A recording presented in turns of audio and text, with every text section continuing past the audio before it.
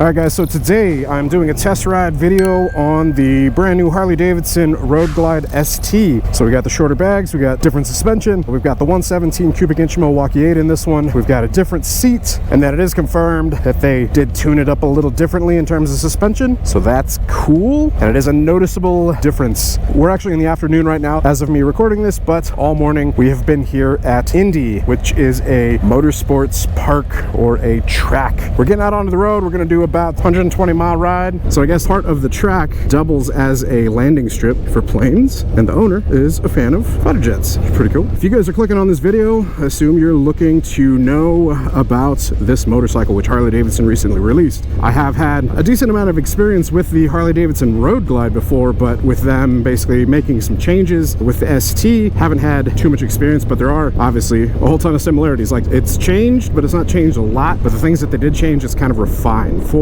sport touring. What Harley-Davidson's goal was, they were basically looking at the market and seeing what people were doing to their motorcycles, and they saw that a lot of people are going with this, what they're calling performance baggers, right? So a lot of people starting to build up performance baggers. So what they did is they decided to focus on some performance aspects of the motorcycle, starting with the power plant. So the 117 cubic inch Milwaukee 8, traditionally the 117 was only available in CVO models, and so CVO models, very specialty, much more expensive. Also with CVO models, you're looking at more of an artistic and like appearance package, versus with the ST models, way more focused on the performance side. You've got your suspension, which is new for these models. So MSRP for this motorcycle from Harley-Davidson's website is this, which, if you think about it in terms of like buying a regular Road Glide and then doing all the upgrades and stuff like that, or if you wanted a 117 you had to buy a CVO, price wise it makes more sense to buy the ST. Side note, just gonna take a moment and appreciate how freaking beautiful Arizona is. So we are just outside of Willcox, Arizona, which is about an hour and a half outside Tucson, very in the middle of nowhere, which is awesome because it's freaking beautiful. It makes me think of Yellowstone. If any of y'all watch Yellowstone out there, post up down in the comments below. And of course, if you watch Yellowstone, you gotta watch 1883. Great shows. Back to the bike. So yeah, this is the start of a pretty decently long ride, and I'm gonna let you guys know kind of my thoughts and opinions.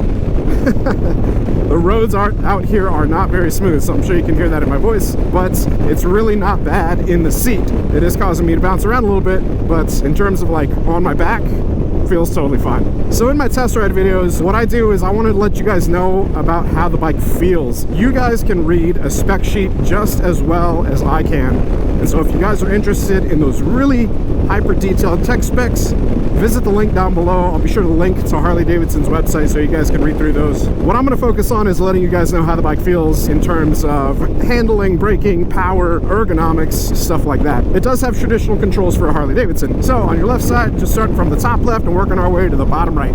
So top left, you've got your little trigger switch here, which is going to change your display here in the speedometer from range. It tells you your, looks like FR, which would be your TPMS, which is 38 rear, 43 PSI.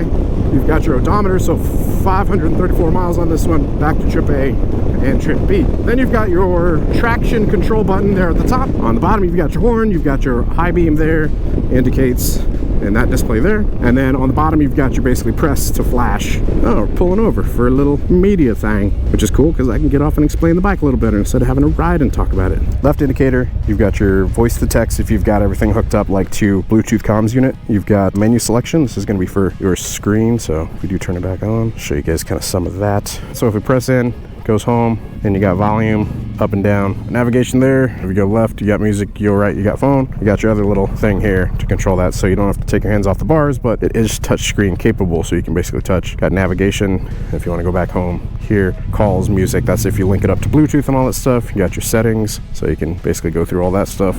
All right, and we're back. So done with this side, let's go to this side. No trigger switch on this one. We've got hazards up top, so if we press those, hazards come on. They indicate there and there.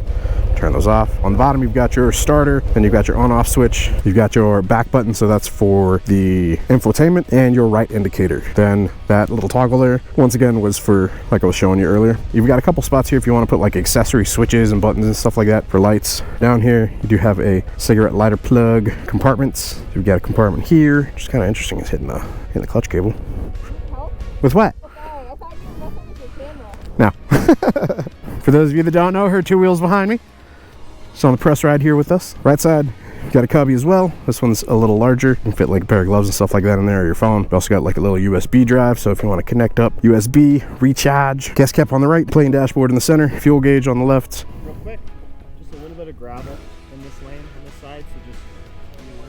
It's Kyle Wyman, championship bagger racer. So yeah, fuel gauge on the left, voltmeter on the right, and then all the rest of your indicators and stuff like that, lights in here, neutral, check engine light, traction control, high beam, temp, ABS, stuff like that. Yeah, I think that's it for this whole area. There's a hog. You see the pig? Yeah. It's a wild pig crossing the road. All right, guys, so this is Case with TFL bike. He is 5'11", and this is what he looks like setting on the bike. Very that's a good posture. The other one was a little hunched, but so how do you feel in terms of your height and the ergonomics of the motorcycle? It's not bad. I mean, I like the riding position a lot. The only thing I've noticed, even at my height, which, I mean, 5'10", 5'11", that's not bad. Average height, yeah. I've definitely noticed myself your shin banging the intake a couple times. I caught that too whenever we were on the track. Yeah, but other than that, man, it's great. And then with your feet down, you feel confident? Oh yeah, I've got so much bend in the knee. Awesome. Cool, thanks, man. All right, guys, this is what her two wheels looks like on the bike at 5'7". You feel comfortable with it? Yeah. Your daily is a road glide anyway, so at 5'10", myself, I'm able to, you know, as you guys can see, reach kickstand pretty well. So just reach out, pull it back, grab with my toes. Yeah, sitting, just at a stop, flat footing. But yeah, 5'10", really no issue at all. Coming to a stop, flat footing it, feet feel planted, doesn't feel like it's too big of a bike. It is a big bike, but it doesn't feel like a big bike, which is awesome. And then the handling capabilities of it are great. Like you can really turn these bars, man, and like do some tight turns. If you guys haven't seen like the way the officers handle these bikes, it is crazy. All right, hey guys, real quick, we got a long straight here on this press chute. Let's see how we can get it.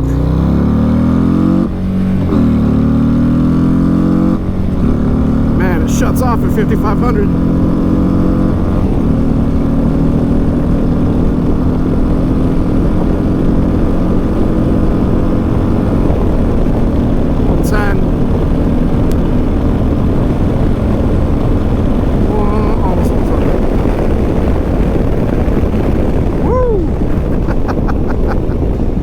Top speed. This is from Mexico. Look, it's Mexico. This is a great time to talk about the suspension, because this road, it ain't the best road. There's a lot of bumps to it, so if I'm sitting here like hear the fluctuation in my voices while there are a decent amount of bumps. What's crazy is, like, you know, it's like I can definitely feel that there's bumps, but it's really not that impactful like on the body. The seat actually feels pretty decent. I know a lot of people do have concern with OEM seats, and yeah, there's going to be seats that are a little more firm out there that are third party or a little more plush. You know, if we're talking like Saddlemen, depending on whichever direction you want to go, there's a ton of aftermarket options for the Road Glide, and seeing as how this is built off of the same frame, same ergonomics and all that stuff, it's going to have the same fitment. So yeah, you're going to have an absolute ton of aftermarket options, but then you also do have like Screaming Eagle options if you guys are wanting to continue to beef up performance or whatever it may be on this bike. Interior components, different bars, mirrors, everything and anything. That's one of the great things about Harley-Davidson, is that there's such an endless amount of options, customizing it, making it your own. So you guys did see that little run when it came to power. The bike is plenty capable with a 117 cubic inch Milwaukee 8. I think they said that over the 114, it is a 6.8% increase in power. I'm not sure if that's measured like at the crank or at the wheel. You know, if you're in the market and you're looking at like a regular Road Glide or a Special or an ST, the ST having the 117, the Specials are going to have the 114. I think the way that they factored it up was that you're paying like $1,000 more or something like that, which is, you know, worth the extra displacement if that's something you're looking for. So yeah, let's see, what have we covered so far? All the usability, the user interface for it, ergonomics, comfort, power. With the 117, it does feel incredibly planted as well. So whenever you guys did see me do that pull, the bike is just incredibly stable. In terms of handling, it's, like I said, one of those things that always surprises me, that the bike handles as well as it does for being as big of a bike as it is. But like with us being on the track, I was just so impressed at how easy it is to maneuver the bike. So we're going to continue on the ride. I think we've got about 50 miles until the scenic stuff, so I'm going to conserve battery so that I can share that with you guys. And I think when we're there, we're probably going to switch bikes. I'll end up trying out a street glide instead of the road glide, and then yeah, towards the end, kind of give you updated thoughts. But thus far, I'm impressed. Feels solid. Actually sounds really good stock too, like stock exhaust. So it's pretty nice. LEDs in the back, they modeled it after, very similar to the Lowrider S. Same emblem on the side of the tank. I'm liking the bike. Honestly, it's really making me consider getting a Road Glide. So you guys drop your thoughts down in the comments below. Should I finally bite the bullets and buy a Road Glide? Anyways, we're gonna film in between, showing you guys some of this incredible scenery from Arizona. God, I love Arizona. To all you people from Arizona that are out there watching, as I always say every time I'm in this state, you all have a beautiful backyard. I freaking love it.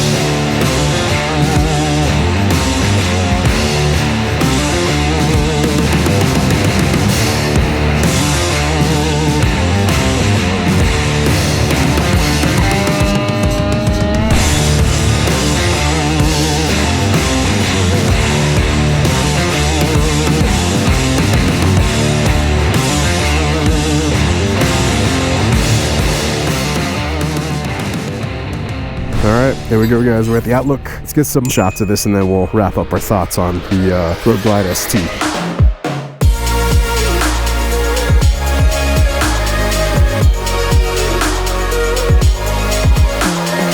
Alright guys, we are just about to the exit of the park, so let's go ahead and wrap up this Harley-Davidson Road Glide ST test ride, first thoughts and impressions video. So one of the questions that I always like to answer in these videos is, would I buy the motorcycle? And as me asking the question earlier of what do you guys think, should I finally bite the bullet and buy a Harley-Davidson Road Glide? Yeah, I would totally buy the motorcycle. It feels plenty powerful, you know, with the 117, the handling feels great. Being able to test it on the track, the handling, the braking, just overall maneuverability of the bike. One of the rider coaches was saying was just the balance of the Harley-Davidson Road Glide is just incredible. And honestly, I just could not agree more. The more and more time that I get in the saddle with the Harley-Davidson Road Glide, the more I grow to love it. So would I buy the motorcycle? Yes, definitely. I would buy the motorcycle. I actually foresee and think that there will be a Harley-Davidson Road Glide in the Blockhead garage. That is mine, that I'm not giving away. If you guys don't know what I mean, we recently gave away a Harley-Davidson Road Glide, but we're finishing building it out. If you guys want to get in on those giveaways, we are giving away a Sucker Punch Sally's old school chopper, beautiful bike. But if you guys want to get in on that, go to blockheadmoto.com, sign up, select a tier, and you are in. But yes, I would totally buy one of these in the future. I think I've held off so long on buying a Harley-Davidson Road Glide because it doesn't really suit my style of riding, in terms of, like,